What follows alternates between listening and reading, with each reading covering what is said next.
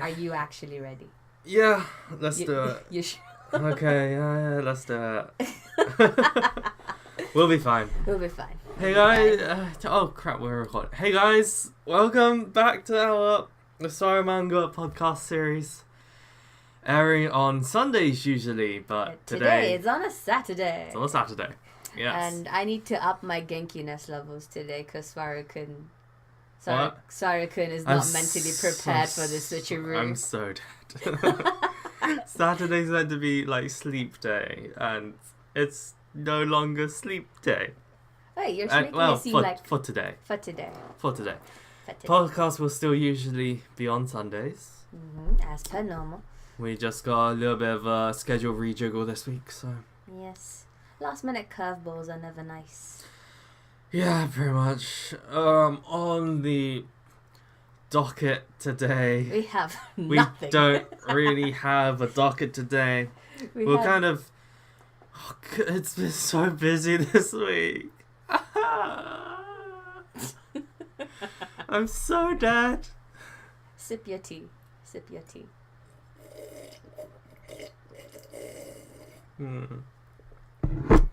It's delicious. Good. Okay. I mean, is it really after the number of sweeteners you added? Yeah. It's very nice with 7 sweeteners. Oh, God. But I know I introduced you to the life of sweet coffee and tea, but I didn't intend to create a monster. Yeah, I used to have black coffee? Straight? Not like straight up black coffee, but like 1 or 2 sweeteners, because I generally have liked the taste of the coffee and just wanted the sugar to take kind of the edge off. But then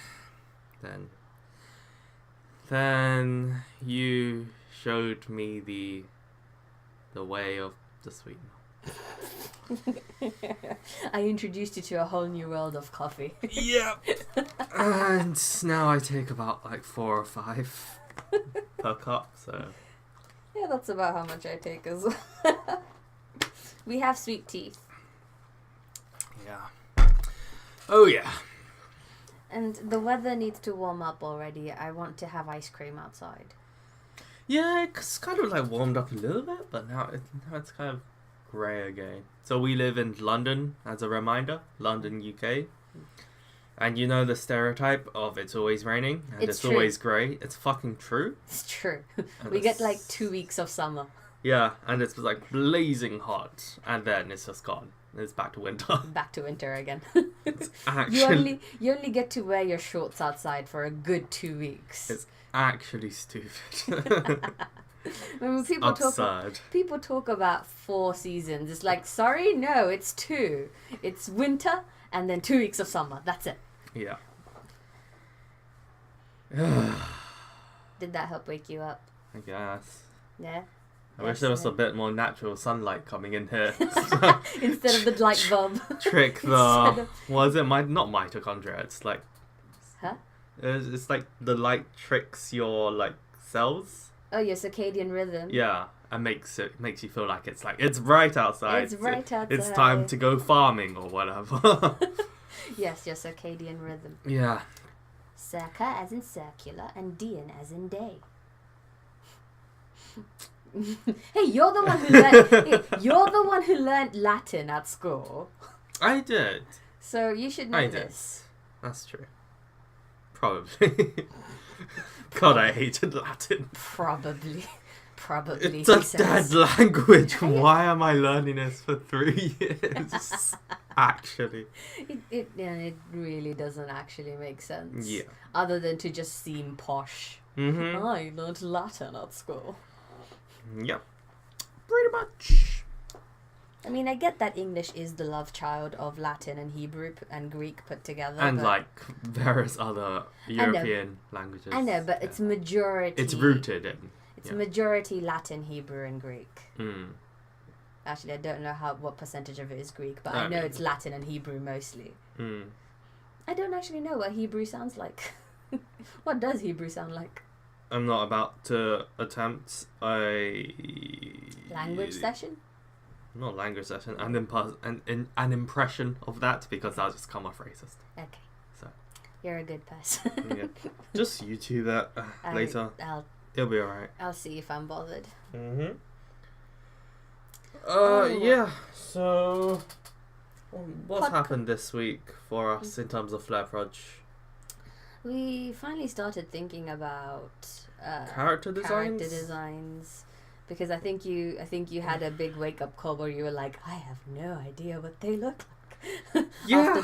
After my last blog post. Yeah, pretty much. It's like I know exactly what they would do in any situation I throw them into. Mm-hmm. It's like, let's say a meteor struck. I'm pretty sure we can make a pretty good guess of how they'd react, what they talk about, and what they would do as a village and as individuals, but as what they physically look like. I got nothing so far. But the thing is, right, when you say you get no image in your mind, I actually genuinely feel a bit confused, because it's like, whenever somebody is described to you, not their physical appearance, just what they're like, do you immediately get some kind of a hazy picture appearing in your mind? Actually, I'm not that shallow, so I see people more than their external layer. I actually see them all as personalities and dreams and hopes and ambitions. Actually, he lied. I'm surprised you managed to get through that with a straight face. No, I have a general stereotypical image of exactly what they would look like, but I don't really want to just match them go with the stereotypical image. I know, but that stereotypical image could be like an initial thought, and then it can evolve from that. You can change a few things so that it goes against stereotype, or you can go with a few things because it just looks nice. Yeah. So, do you really form absolutely no image in your head regarding any of them? No, I mean, I already mentioned I have a stereotypical image of what they look like. Okay, so what's the stereotypical image you have of Vidas? Because he's serious and stuff, so he'd probably have black hair. Yeah, but so would Suren, and then they'd end up looking the same. Suren is very serious as well. Maybe he would have blue hair. Some other kind of dark hair, because they're both serious. Which one has glasses? Blue, probably. Probably blue hair. So Suren. Yeah. See, it's so generic and boring. I hate it, actually, sincerely. Wait, what kind of hair colour do you imagine Remy to have? She's determined, so probably she would just look like Naruto girl version. Blonde, this guy. Yeah. Hey. Or orange hair. Ew. Like Ichigo. No. So, No. Oh, because she's the lead, pink hair. Yeah. Female leads having pink hair.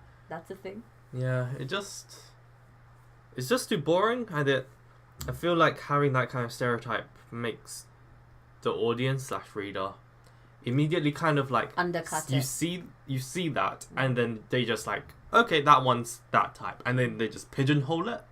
It's okay, that's it. And they don't. I fear if you just do that, people will be like, well, I know their shtick. I'm just gonna and not really take in any of the other actual personality traits of him, because with anime it's kind of weird in the sense that the most memorable part of anime in general, if you kind of watch a series and then a couple of weeks, months, years later you think back to it, frequently for people it's the art style and what colour the hair and the hairstyle and what they look like and if they have a particular iconic costumes, then that's what's memorable. And then I don't remember any names from a lot of animes that I've watched. It's literally just that guy, what they did or what they wore, what their hair was like. Yeah. So if you just look at my posters, I have a poster wall that I'll show off one day. But you see SWRUManga poster? You see the obviously quite quiet, stern girl on the left-hand side? Do you remember her name, her real personality, anything she said? Nothing. You just look at that. I know she did like judo or something. Maybe. She was in like some kind of martial arts club. Yeah, but it's like none. You just see that and you're like, oh, she was probably the stern, serious one. Yes. And then that's the Ojo-sama's tsundere twin tails girl. Exactly. Who's blonde. She's blonde. and I want our characters to be more than that. Something like distinctive. Although to be honest, main girl's face. I forgot what her name is. Exactly. Main girl. Like, you can't really tell what her character is going to be looking at her though, because she was like clumsy. And she has dense massive. She looks goofy. She has the like huge, massive eyes, and she has the two little pigtails coming off of the main bulk of her. Okay. Which is like childish looking. So she was pretty much a child. She was. Whereas her sister has shorter hair with the sharper eyes, and the apron is like, oh, she's the caring, responsible one of the family. Yeah. So yeah, So I want them to be like more iconic in a way than just a stereotype. Like Edward Elric, he's iconic because of obviously the plot and the personality, but and his like clothing, his image hair, wise, that's all quite like. And obviously Alphonse, he's giant suit of armor. Stop calling him Alphonse. His name is Al. Fine. Everyone calls him Al. So yeah. I mean, Alphonse makes him sound older, like he's the older brother. I just like the poshness of the name. Alphonse. Or is it Alfonso? No, it's Alphonse. No, it's Alphonse. It's Alphonse. Yeah. And he's iconic because, Giant suit of armor. Giant suit of armor. Yeah. Yep. Also, do you know what Hawkeye's first name was? No. Also, I hate the fact that I'm going to say Hawkeye and many people are going to think of Avengers Hawkeye instead of Fullmetal Alchemist Hawkeye. Well, yeah, because the Avengers and Marvel Universe has taken over the actual universe. So, yeah. Hey. Very much. But yeah, look. Okay, fine. Let's compare what some shonen protagonists look like. Okay. So we have Nakama Kazoku guy from Ori no Seraph. Yes. There's Eren from Attack on Titan. Yep. There is Izuku from Hero Academia. Yep. There's Naruto. I was trying to avoid the big three, but sure. Naruto from Naruto. Ichigo from Bleach. There's D Grey Man, Alan Walker there. Alan Walker from D Grey Man. There's also let's just stick to them. Let's just stick to them for now. Sure. So looks wise, short spiky hair. Alan doesn't have spiky hair. Yeah, he does. No, his hair is not spiky. Spiky is. It's got spiky fringe. No, spiky downwards hair instead of spiky upwards hair. When you say spiky hair, I immediately think like Naruto's hair or Ichigo's hair or Yu's hair. I don't think of Alan's hair. His hair actually looks soft and loose. Not really. It does. Not really. Those are very spiky. Natsume's hair looks soft. But it's like essentially the same style. Yeah, but the way Edward's hair looks spiky. Yeah, but if you look at how Lina Lee's hair is drawn, that looks soft. They can differentiate between soft and spiky hair. So they've made an active choice for his hair to look a bit spiky. Okay. Because that's main character syndrome. You're the main character, you need some kind of spiky hair. Alright, fine. Short spiky hair. What else do they all have in common? They're all teens. They're all teens. But because it is a shonen. It's it is a shonen anime. But what else do they have in common? Looks wise. Typically, some of them they'll be shorter than average, or at least people will poke fun at their shortness. It's a very overdone joke You because it short. puts them in a sympathetic position of like, wow, I'm short and people bully me because I'm short. So it makes me relatable to the youth because during this stage of their life they're short, but then as they grow older they'll have a growth spurt. So it's actually very tactically done. I'm gonna ruin the entire magic of anime and manga to everyone watching this. There's a reason why shonen is targeted to a specific adolescent / pre-adolescent / just about post-adolescent kind of like base population, and why loads of main protagonists are short or they have some kind of thing that will make them sympathetic. Or, you know, even if they're not short, they're weak physically in some way, which then they overcome. And then they grow, and then they blend into adult society. They grow up. Yeah. It's always a growing up tale, basically. Yeah. I mean, yeah, they're all kind of relatively short, aren't they, Naruto? But no, Ichigo's big and strong. Yeah. He that's why Bleach kind of appealed to a slightly more older... mature audience, yeah. Very slightly, about older teens. Because he had the whole, I'm going to protect my sisters and all I care about thing going. Yeah. His story wasn't about him getting stronger. His story was about protecting. It was. No. His entire motivation was to protect those he cares for, which led to him always upgrading his power levels because his villains. That's what he said, but the general kind of point of Bleach was a teen also growing up into a soul society and overcoming that rigid scheme of soul society by being like, I'm the newcomer into what is adult society. Okay. And then crumbling the foundation of that and carving his niche out. Against the system. Against adults and the system. Okay. That was also... Which is a very teenage kind of plot motivation / plot allegory or whatever you want to name it as. What does allegory mean again? What is up with that sigh? I'm just asking an innocent question. Allegory, a story, poem, or picture that can be interpreted to reveal a hidden meaning, typically a moral or political one. Okay. Yeah. Alrighty then. What else do they have in common looks-wise? I mean, all of them except for Alan is like brash and loud. Yeah. Very much. That's like, but then again, that's not a looks thing. Yeah. That's not a looks thing. They all fall into that general archetype though. They all typically have an ahoge as well. Pokey hair, standing hair. Even Natsume has standing hair. Actually, Natsume doesn't normally have the standing hair. No? He doesn't.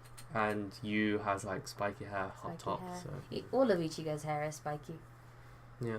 All of Naruto's hair is spiky. Yeah. It's to show, I don't care that much about my hair appearance. I just don't comb. Some ahoges can be cute. Yeah. I mean, wasn't there a character in Lucky Star who's like... No, not in Lucky Star. What's that? Oh, Medaka Box. Never watched it. Okay. Medaka Box, the lead character is like... Looks-wise, she's like older, sexier Konata. Oh. With the massive ahoge. Yeah. Yeah, main characters all have ahoges typically. Makes them distinctive, I suppose. I don't know. Not entirely sure. Makes them stand out from the crowd typically. Oh, thingy. It's quite literal, like a signpost. Yeah. Like lead on character. Top of their head showing this is the main character. It's very basic in the way it's done. ReZero. Subaru. He had spiky hair. He was also loud and brash. Yeah. He didn't have an ahoge. But he had spiky hair everywhere. He had spiky hair everywhere. Yeah, so that's how shonen protagonists are designed. Mm-hmm. So what are we gonna do with Remy? Well, not too sure, to be honest. That. I need time to think about that. Well, Pretty much. that's probably to take offline though. Yeah, it'll take too long to discuss, really. So what we need to decide on is like hair colors, hair lengths, hairstyles, Styles, costumes, costumes, eye colors. eye colors. Ooh, and shapes as well. Shapes. Or are they all gonna have the eye shape? I don't think they should all have the same eye shapes. No, obviously not. Never. Eye shapes. Face shapes, body shapes, literally Height. everything. Yeah. A lot of work to brainstorm about. We might have to do like a random brain dump and then work our way down from there. Yeah. But yeah, anyway, reason why I haven't done that this week is because I've been overworked, basically.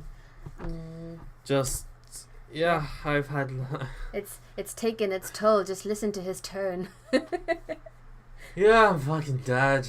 Like Yeah. I had late hours, man. I mean, hopefully it will never happen again. Because I think you had like some stuff pop up and come back and leave and then come back. And then leave and come back again. Stuff just kept being pushed back in my schedule and just led to it building up, so I had to just work super late to catch up on it. Yeah. Anywho. Oh, I've got an update on what's happening in Kado. Yeah? The right answer stuff. And What's this? the Cube anime.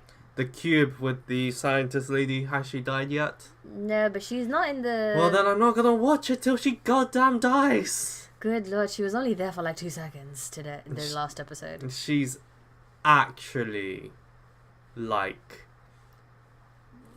She makes the show unwatchable. For you. Like, actually horrible. Like, I'm sorry if they were under time pressure to write a character, or the author or writer or the mangaka. If they were time pressured to create characters, but fuck you. Like, learn to make a character. Like, goddamn, she's actually probably the worst character I've seen, and I've seen some goddamn terrible movies and shows ever. She's actually worse than Suzumi Haruhi in terms of annoyance. Suzumiya Haruhi in terms of annoyance factor. No, wait. Haruhi's outright hateful, though. Yeah, but she actually, like, it's her character and it plays well and it makes sense because she's an annoying high school girl who's in the middle of her adolescent period of growth. So she's bitchy and whiny and wants everything to go her way. It makes sense. But you have a goddamn world scientist who is the first point of call to be in contact with alien life forms, and she's like, blow it up or whatever. Fire shit at it. Ooh, can I break this one? She's actually got like the mental capacity of a 3-year-old. It doesn't make sense for the story or her character, whereas Haruhi, she's like an adolescent high school girl. Of course, there's gonna be girls in an anime about high school girls who are gonna be the bitch. That's why I hate this character. What makes me like Haruhi though? I don't think they intended her to be a bitch. Probably. Intended for her to be a bitch. But it's still forgivable that she is a bitch. No, it's not forgivable. In the universe. She is not forgivable. Fuck no, she's not forgivable. Oh my god. She's forgivable in the sense of having a bitch character in a high school girl anime. It's conceptually on point. Okay. Having a retarded little baby child scientist be what the military and the entire government of Japan decides to create a strategy to talk to alien life forms is not forgivable. But aren't there like loads of movies where they have that eccentric doctor who's like genius for anything science, but then anything other than that they're just stunted growth? No, usually you don't have that as the first point of call for contact. For contact, you'd have someone who's very peaceful and psychology background. She's not the first point of contact though. They get her to come in and do the research, but then in terms of actual speaking, they never tell her to do anything. Yeah, but she's in a high-ranking position where she can command the military to fire shells at the cube. They shoot at it, and she immediately goes, "Oh, let's immediately do tests to try and like scrape off material off of it, even though that might piss off the alien and destroy the world." She has no concept of how to approach this situation with tact. But they don't know that there's an alien inside when they're It's a giant alien cube. You don't fuck around with a giant alien cube straight away. She's infuriating. Okay. She's like horrifically written. And there's no defending that. Okay. But right. Moving on from the last episode where I tell you that. Actually, spoilers. You might want to mark this out. Yeah. Yeah. Moving on from her going, "Oh, you can just make wham," and she does it and stuff. Yeah. The new episode starts off with more people trying to make it but failing and stuff. And what is the conflict anymore when they have unlimited? What's like the actual conflict anymore? I'll get to that. Yeah. So we have like people trying to make wham, great stuff, but they're failing, and so there's this moment where the alien and the main dude are having a conversation, and he's like, so why is it that so many people are unable to make it? And the alien is like, "Oh, anybody can make it, but you need to have a different kind of mentality to be able to make it more easily." Jesus Christ. And something about, the closer you are to understanding what my alienness is like, then the better you'd be, the more easily you'd be able to pick this up. And I'm just like, what? And then he goes on to describe the doctor going that, physically she's an adult, but her mind is that of a child, and children are better able to understand this. See? She has the mind of a child. See? The anime just said that. Because she has the mind of a child, her mind is more malleable and therefore able to understand his nature, and therefore she's able to make wham so easily. I hate everything about this show. Like, it's sincerely. When he said that, and I was like, wait a second, so what you're basically saying is that people who feel like they think differently to others, people who feel a bit out of the norm. No, people who are freaking children in the brain. They should just bring a child there and have the child use their stupid little child hands to make wham for the entire world, because apparently the more childish you are, the easier you can create infinite power. So let's just get a school bus for the preschool toddlers to just go and just give them some goddamn paper or mud or Play-Doh or Lego bricks, and they can create infinite power. And I don't see the point of creating some more wham anyway. If just two is what you need have infinite. You need two? I thought each one was infinite power. No, they two work as a pair. Right, okay. So you need two. but you can just make infinite. Yeah. But 2 is already Yeah. infinite. And like there's a line in the episode where he goes, oh, because not everybody can make it, the world hasn't fallen into chaos yet. But I'm like, but you have more than enough in just 2. What? Anyway, moving on. Why are you still watching this? It's like definitive garbage. It's like pure horrible writing. It's so strange. Anyway, so the episode ends, right, with the alien going, oh, I'm moving on to the next part. I'm like, what?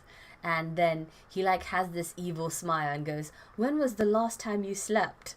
And then the guy's like, what? And then like a brain comes out of the mini cube thing that he has and goes, humanity is going to lose the need to sleep next. Right. That's the next conflict. Right. Does humanity want to sleep? I mean, I'm mentioned before, like, if the alien actually turns out to be evil by giving, like, here's literally infinite energy, then it might actually go down a more interesting route, because it's actually an allegory for God toying with humanity, and then in the end, hopefully humanity bands together to defeat a god. Basically. So if that happens, at least, I mean, it'll be better than if it's just focused on the energy part. But how many episodes does it have left? I have no idea. I think it's supposed to be a 2-course, so it might be 20-something. But And how many episodes has it gone so far? 6? I mean, I guess by anime standards, this is still the opening setup bit. I mean, I'm not sure if it's going to be a 1-core or a 2-core. I don't know. I mean, I hope it turns out the alien's super evil, because that'll actually make it interesting. Not like I'm going to watch it, though, because so much of it is actually garbage. Maybe. Yeah. But yes. And yeah, also I haven't seen the new Tsukiga Kire episode yet, so nothing to talk about there. Yeah. Oh, but you know how I said with the Royal Tutor anime, I was like, oh, I know exactly where this is going. It's kind of proven me wrong. Has it actually become good yet? No. Oh, well. I mean, the dialogue is still garbage, but Yeah. I thought it was gonna be, you know, BL harem show with like uncomfortable teacher-student romantic appearances, but it's not. It's actually genuinely quite heartwarming with like. Is it really? Is it really? Or did they just have like one scene that you thought was heartwarming, but the overall tone of the show is not heartwarming? No, the overall tone is actually like, you know, it's not romance oriented. Okay. They don't actually have yaoi stuff going on. Okay. And it is like quite genuinely a teacher student, like the kids are learning things from their father, from this guy, right, and stuff. So it's more slice of life. Yeah, it's more slice of life. Right. So yeah, I feel less guilty about liking it now. Sure. There hasn't been like any sort of inappropriate things going on with the kids and the teacher guy, so I can feel less bad about that. Okay. And the princes are all stereotypically cute, so. You should feel guilty about watching it for that, though. I didn't say I don't feel guilty about liking it. I said I feel less guilty about liking it. Yeah, that's good. And yes, they are all ikemen, so. Obviously, it's anime. Yeah, it's anime. Meh. There seems to be some kind of weird mystery thing going on, but I'm like, if you're not gonna give me more than just, oh, this guy has a deep dark secret, and then do nothing with it, I'm not gonna be interested. So, me. Okay. That's all I have in terms of updates on anime. How about you? Movies, animes? Did I watch anything? pretty sure I did watch. Let me just check. I have my own document with stuff I watched movies. Who? Oh, I watched Approaching the Unknown, which is a movie released in 2016.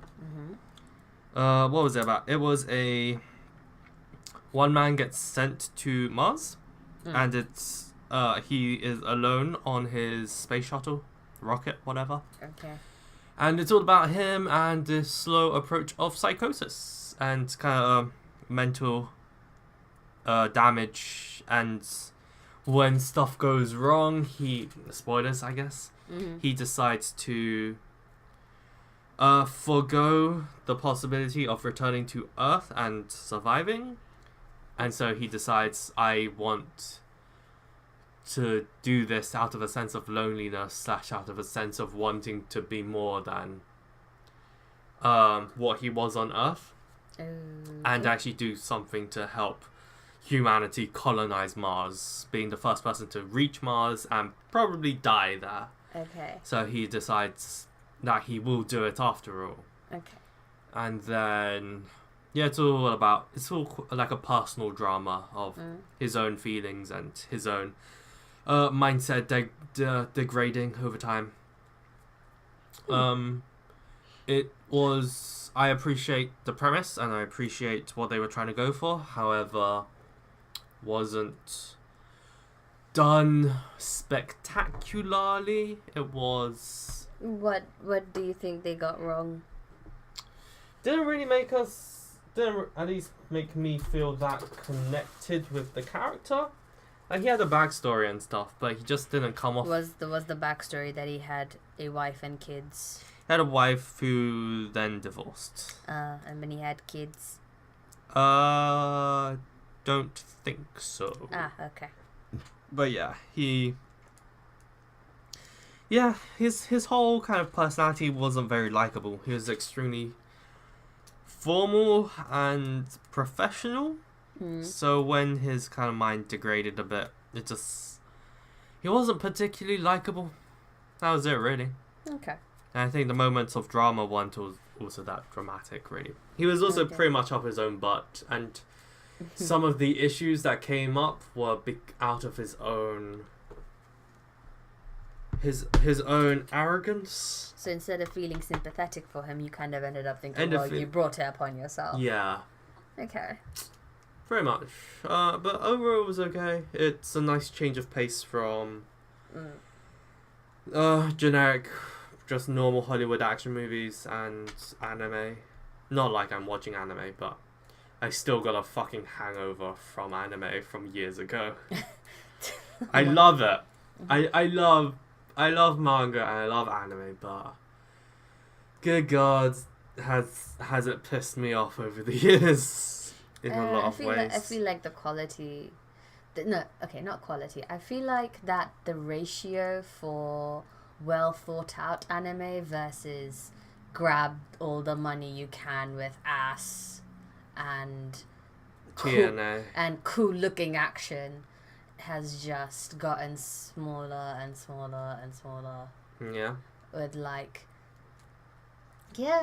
and a lot of the time when people are like, oh, there are so many good anime and they name off a few, they're all quite old. Yeah. So like everyone still feels like Cowboy Bebop, Ghost in the Shell, the oldies are like the best. I feel like there's a reason, like you said, there's a reason people still say that. It's because they had time to craft something that was tonally great and plot-wise good and characters who are interesting. Whereas now it's trying to appeal to the lowest common denominator with like fan service or like overly blown, basically Michael Bay explosions and action scenes, rather than creating a narrative piece of writing and storytelling which is compelling. And the thing is, but to be honest, to me, the biggest criminals are the ones that want to be something big and serious and, you know, like they want to have a message, but then they fuck it up. Is it better to try and fuck up, or is it Surely the ones who are happy to roll around in the shits. No, not that. I am referring to a Psycho Pass season 2 right now. I mean, they wanted to have some kind of message, but then they ended up giving all the wrong messages. Yeah, but in terms of intent behind a show, I do wonder about... Is it... I think I respect shows that actually try, or they want to. They shoot for the stars, and at least if they shoot for the moon, but if they miss, they still land amongst the stars. Oh wow, that sounded so cheesy. Ew. But I think because the shows who just aim to be middling, to just have a spiky hair protagonist, to be basically just like hit all the genre generic things and just do nothing original. I feel that's the worst. No, okay, I guess I didn't. Because it's just a waste of time. No one cares. You're not making a real piece of art or storytelling that people... You're not even trying to be iconic in any way, shape or form. You're just adapting something which has a minor fan base or a big fan base, maybe, from a manga. Yeah. And you're just appealing to that fan base because you can then sell the figurines and the Blu-ray DVDs. Yeah. Well, you're not trying to create a good story or narrative, something which is transformative or interesting or allows people to think about their lives or take on a new perspective. Okay, I think I didn't quite word myself well there. So, for example, let's say that you create a story with the intent of having a message, right? As you should. And you try really hard and you fail. I think that's fine. But I think there are times when the execution comes off as if though the intent is not to have a message. The intent is just to make it seem like you do. So the whole serious bit comes off as very shallow rather than something like where it seems genuine but they're just falling short on the execution. I don't know if that quite made sense.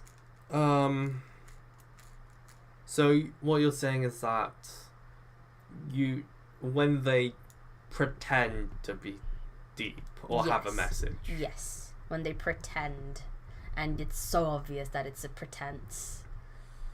Well, can you really tell when something is I don't know if we're trying to pretend or the actual mangaka is genuinely trying, but it's just failing so spectacularly that it feels like pretense. Because they're just like, oh, this is really dark and cool. So I think people will get that, but then the way they've done it, people don't get that. Is that really a failure? It is obviously a failure of the creator, but is it a failure of? Does it show bad intent? In a way, if I said that, yes, I can tell, of course. In a way, I suppose, like ignorance and the failure to learn the ways to create something with a deeper meaning, and not deciding actively or just deciding not to learn that. That means they're guilty of, like, they'd rather live in ignorance and poop out a piece of media which doesn't hit the marks that they wish. So in a way, but if they have trained and have learned, and they just screwed it up, it's not. Awesome. Okay, fine. Let's take a look at Sword Art Online then, right? Yeah. So Sword Art Online, they had this entire premise of, if you die in the game, you die in real life, and these people have gone through, this thing, and then later on in season 2. Kirito comes out of the thing and he's been through this traumatic experience, blah blah blah, but then he just jumps right back into gaming life again, into another game. So the thing is, was it trying to have a message? I haven't watched it, so I don't know. Do you know what? I don't even know if it was trying to have a message. Or was it just trying to be, the middling kind of, it's slightly edgy, it's slightly okay, but it hits all the genre tropes. I don't think it was trying to be middling. I think it was trying to be like some kind of blockbuster going, oh, look, we're gonna... And it is a financial blockbuster. Because Sword Art Online was like, I think one of the first like sort of big ones to do the whole, oh yeah, virtual reality, we're gonna make it go down this dark way, and then randomly decided to become a romance show. Right. It doesn't. Was it trying to have a message like be careful of VR? I don't think so. Because he is victorious in the end and he thrived in the VR world, right? Yeah. He seems to have done really well. He was OP from the start. So it's not a message about, beware technology and the way we progress that. We need laws in place to make sure none of us fall into a trap of VR becoming our lives. Nor was it saying VR's a great thing, booyah technology, because they were trapped in VR. So the intent just feels like it's a middling blockbuster. Yeah, like it just wanted to be cool and seem edgy. That's what I'm saying. Those are the worst offenders because they writhe around in the shit without trying to say anything new. Okay. If you're a viewer and you think it has a deeper meaning, sure, but I don't know. But it's just going off of what I've heard about it. I haven't actually watched it, nor would I ever. I think people have a better memory of Shinon's ass and Kirito looking like a girl than they remember anything else, to be honest. So yeah, from what I've heard, it just seems to be like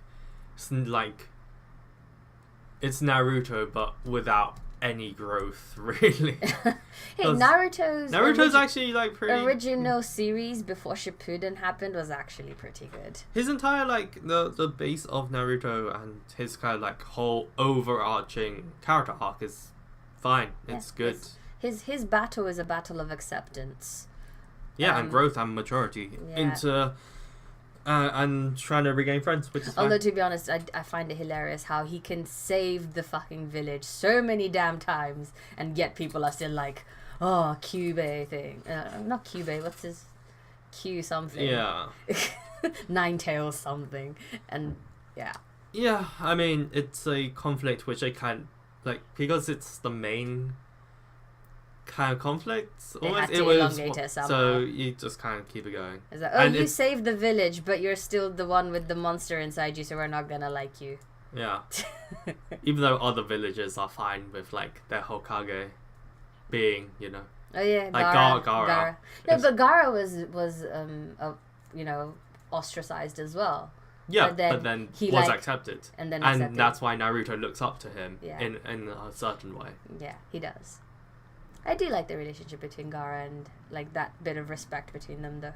Yeah. There was that scene in... Gaara's cute. I like Gaara. I like him because he actually killed people.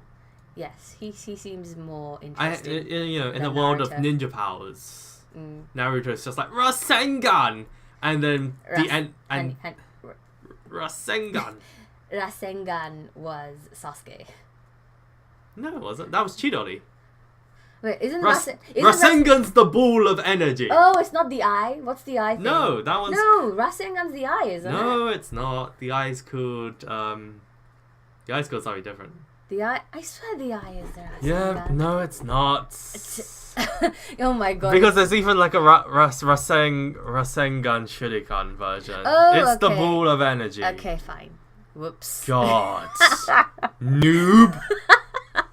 Ugh. This shows you how long it's been since I've watched Naruto. God. Oh my god.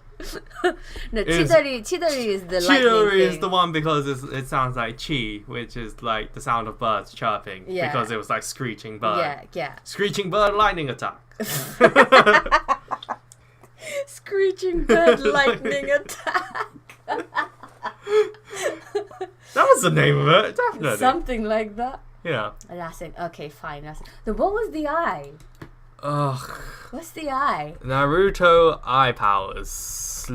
Oh my god. Rinnegan. No, it's not. It's Rinnegan. It's not Rinnegan. It is Rinnegan. No. It's literally Rinnegan. It actually says Rinnegan. No, see, that's not what the eye looks like. Nope. So what's this? That's Sharingan. Sharingan. There we go. That's the word. Sharingan. Yeah, but Rinnegan's the other one. I didn't get to the point where we get introduced to the Rinnegan. Right, but Rasengan and Rinnegan is the closest. How did you get from Sharingan Rasengan. I don't know, because of the gun. In gun. Yeah. Oh, there's so like 4 different kinds of There's eyes. a bunch of eye types. It's bullshit. Jeez. No one cares. Oh, and then there's the Byakugan as well. And there's a Byakugan. Is it called Byakugan or is that... I'm pretty sure it's Byakugan. And Byakuden is... Byakugan's a from character from somewhere. From Bleach. It's a What was his name? Byakuya. That was Byakuya? Byakuya. Yeah, that was Byakuya. That's Byakuya. God damn it. Just... Name things better. Japan. God damn it. Anyway. How many Tsubame Gaeshis have you seen in like don't shonen even. anime? It's like freaking everywhere. Do you know? Did you tell you about it in like Prince of Tennis? There's a move called the Tsubame Gaeshi. Oh, don't bring it up again. I don't want to talk about that piece of crap show. Jesus Christ. I swear that was the first and only sports anime I've ever watched, and it's put me off sports anime forever. When you start introducing superpowers to sports.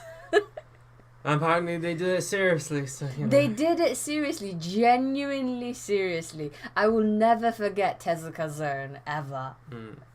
Like, Anyway. ever. Anyway, what? Yeah, anything else you've been watching? Nope. No? That's it. That's it. I do want to watch the original Ghost in the Shell, though. We should do that. Had no time. Sad face. Oh, wait, you watched Doctor Strange. I did. I told you about it. What was it about? I thought. It's a Marvel movie, and the character's called Doctor Strange. Okay. And he protects the magic realm. Well, he started off being a doctor who got in a car crash because he was a douchebag. And then he gets superpowers. Oh, so he's a douchebag, but then he gets rewarded. Basically, yeah. Alright, In the great. end, yeah. Awesome. It's a... People like the movie. It was okay. It's a pretty copy and paste Marvel movie, to be honest. Alright. Yeah. Keys. Oh, I know. We were supposed to talk about the big 5, weren't we? About our characters. Should we take a small break and then come back and do that? Yeah, so let's do that. We've been going on for about 50 minutes or so. We're back to being very tangential and long again. Yeah, we'll cover off the big 5 after the break. I need a coffee.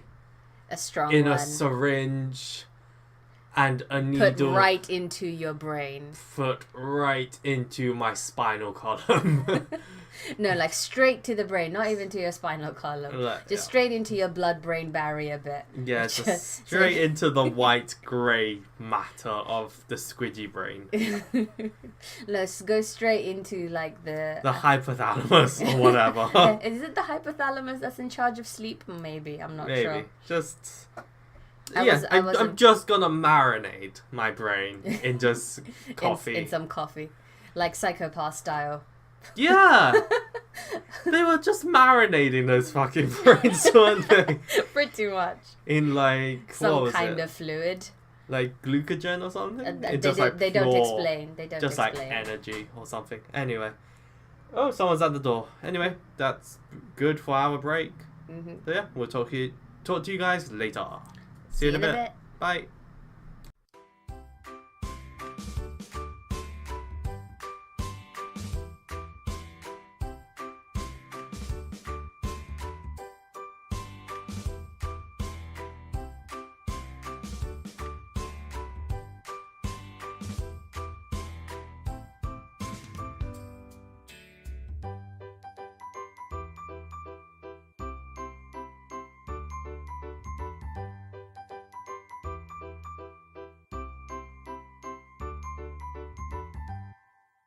Hey guys, welcome back after the break.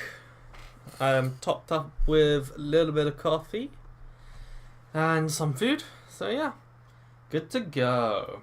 Are you more genki than I am right now? Because I am so ready to sleep. Role reversal. Role reversal as per normal. I mean, lunch makes me sleepy. I don't get how it makes you more Genki. Well, it depends how much I eat. Like, if I eat a load, then I get like sleepy. Lunch makes But, me you know. sleepy. Yeah, it was a good chance to like stand up and walk around for a bit. So I feel fairly okay now.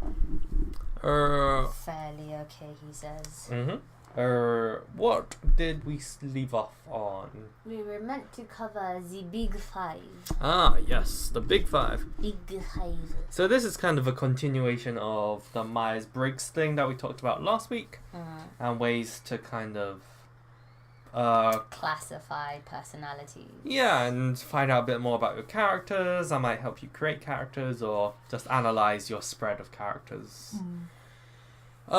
So a bit of background on the Big Five. So the Big Five was created to have as an alternative to the Myers-Briggs. Well, not really an alternative. An improvement. An improvement upon the Myers-Briggs, because they touch on the same personality traits, but Myers-Briggs puts you on a 0-1 binary, whilst the Big Five puts you on a continuum, because everybody has a bit of introvertedness, everybody has a bit of extrovertedness within them. It's just that the amount of extrovertedness and introvertedness varies between them.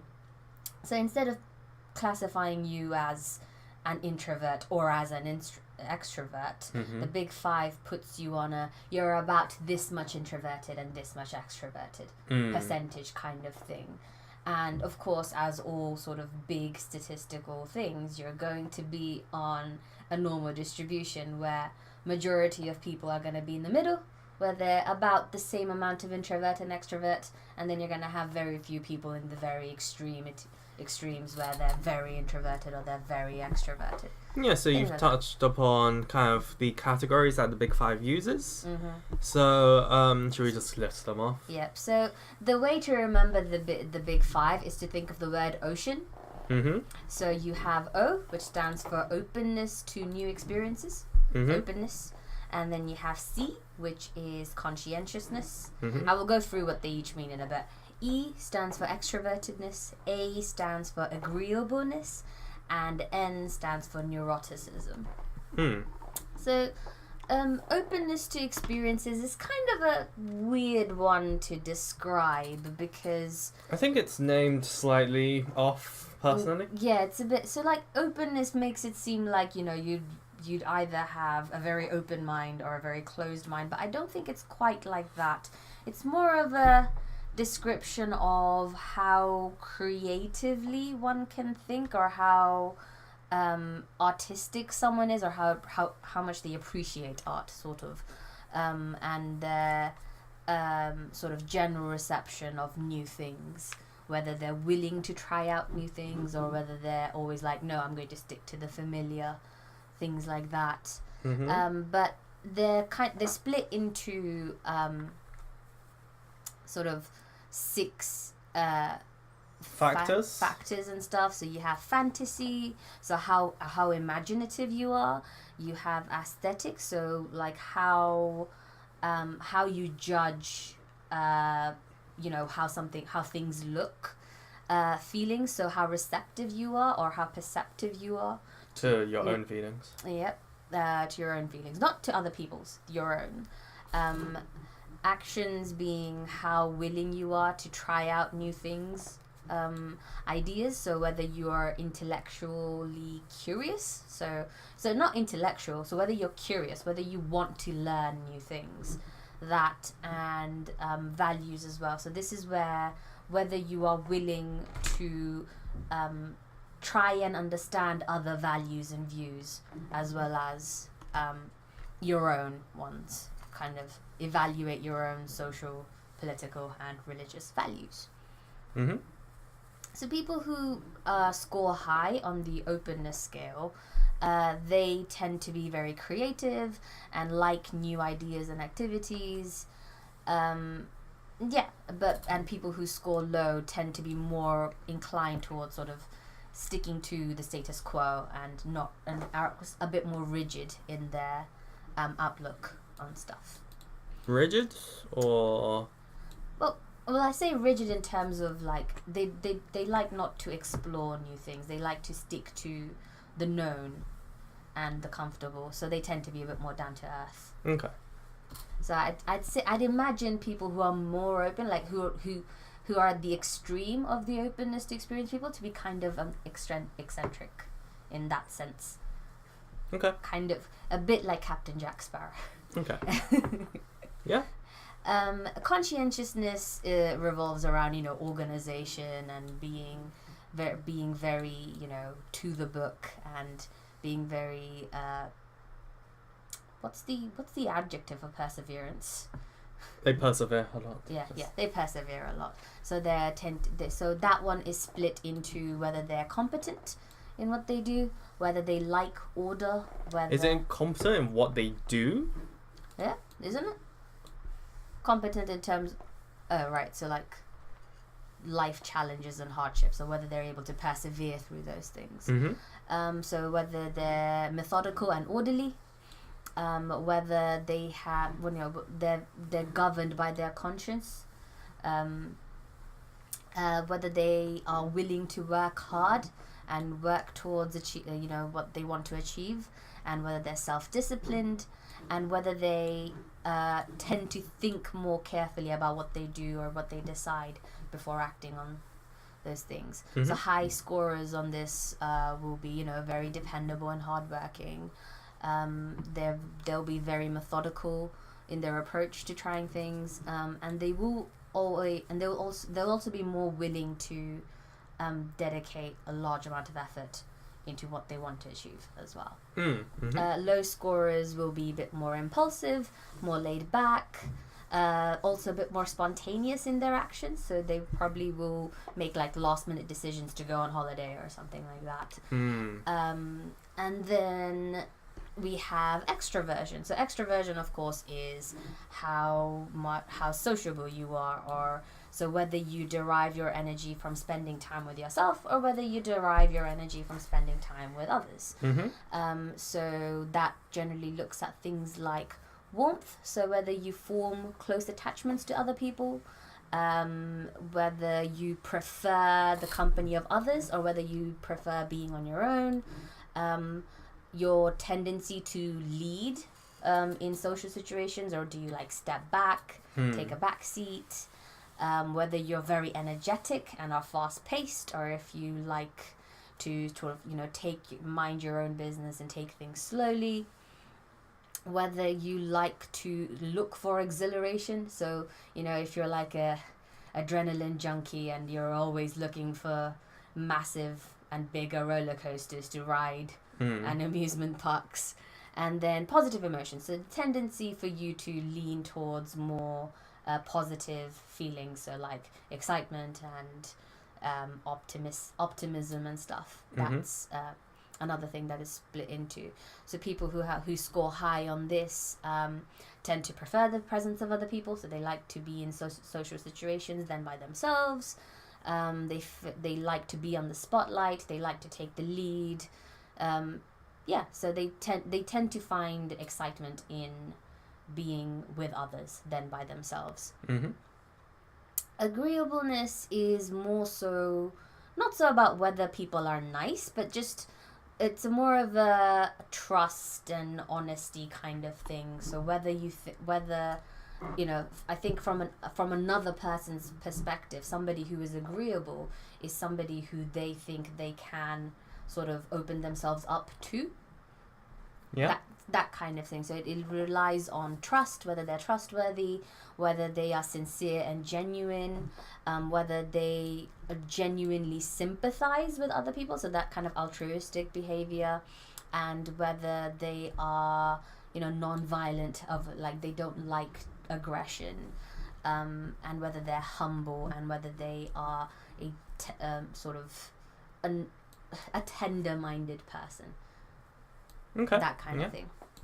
So somebody who scores high will be all of those things and stuff.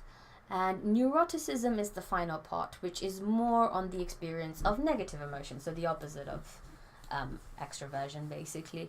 Not extroversion, sorry, agreeableness. Mm-hmm. and they tend to be so this one focuses on things like anxiety, anger, depression, how self-conscious you are, how impulsive and how vulnerable. So the vulnerabilities one is like how easily you're able to deal with stress, and how much you depend on other people's support. So the more support you need, the more vulnerable you are. So people who tend to score high on this, they experience negative emotions very intensely, and it could be that the cause is a really small cause, but what they will feel will be extreme. So I'm talking about the extremes here, not the people who are in the middle somewhere. And they tend to be more vulnerable to psychological distress, whilst people who score lower tend to pay more attention to their own behavior and situations than others. But yeah, those are the 5 types. Now I know from the way I've been talking about this, I feel like some people might get the wrong idea and think that being on one extreme is better than the other. That is not the case, and that is not what the sort of... I mean, everyone's different is basically what you're trying to say, right? Yes. Yeah. It's just a measurement scale rather than there's no right or wrong. It has a personality. So. Yeah, there's no personality that's like the best personality to have. It's just you are you, and if you are aware of what you're like, then you can sort of somewhat control how you react to things in life. If you want. And, this is just a tool for analysis. So what you do with that analysis is up to you. Like you could just like compare to other people, or you can try to change yourself, or you could try to see what other people are. It's all up to you. But it's just merely a tool for people to be able to analyze personalities. It's not a judgment tool. And there have been several like cases where it's like, oh, this is probably the best. I'm like, no, it's just a questionnaire. It's a dumb questionnaire. Leave it. But it's not dumb. It's not dumb. Sorry. So, it's like just in those situations, it's frustrating. Well, I mean, they probably mean it as in like, in the widest amount of people in society, what would the average optimum be? It's probably someone who's like agreeable, social, is a social butterfly, is loves to explore, loves to travel, it's like basically think of like Superman and like just that's what people think is the best. Yeah. But I mean, everyone has different preferences. Yes. But if you look at an overall kind of overarching, what would the optimum, I guess, super best perfect personality, it's probably someone who's like... exist. It doesn't exist. It doesn't exist, so let's not try and go into it. Yeah. Basically. Yeah, it just depends on kind of the society you live in, really. At least in a Western society, everyone's meant to love to travel, love to experience new things, and when you say like, I just kind of like going home and watching anime and working on my story, people are like, oh, I mean, fine, but like, you want to go to the pub later and have a chat for 3 hours with a bunch of people? And I'm like, nah, not really. I mean, I need to have something in common with them to want to do that. Some people just like the presence of others. But yeah, there is that as well. But yes, there is no right or wrong or bad or good personality. But yes, it's just an analysis tool. It's just analysis.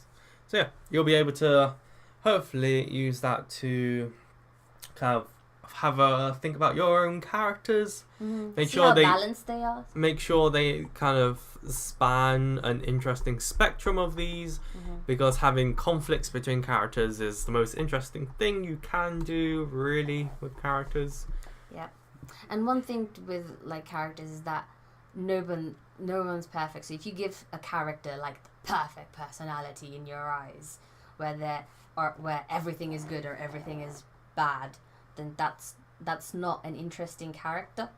You need to give them traits that make them seem human, where they have some good bits, some bad bits, and so that there's room for growth for them within the story.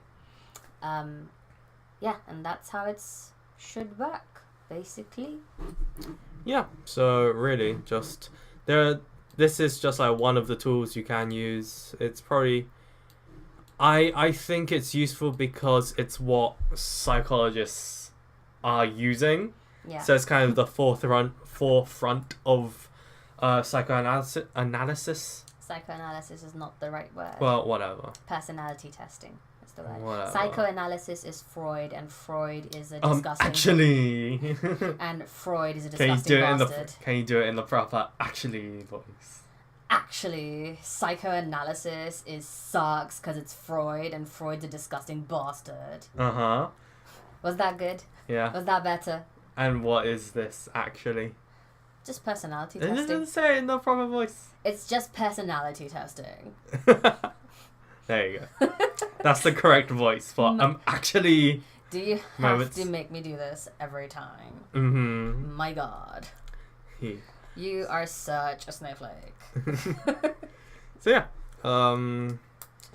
Yeah, I think it's pretty good tool to use. And yeah, when we get time, we'll be running through our own Flair project characters and seeing how they score on the scale and make sure we have a good spectrum as well. On that note, actually, this test, the Big 5 test, has 2 versions. We have the proper version, which is the more reliable one, which is made up of 300 items. And then there is the shorter version, which is also reliable, but it's meant to be more efficient and has 120 items. Okay. Which one would you use?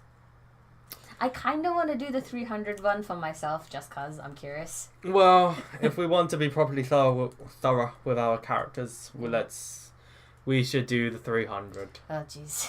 But we'll see. We have to dedicate an entire day to that. We'll see.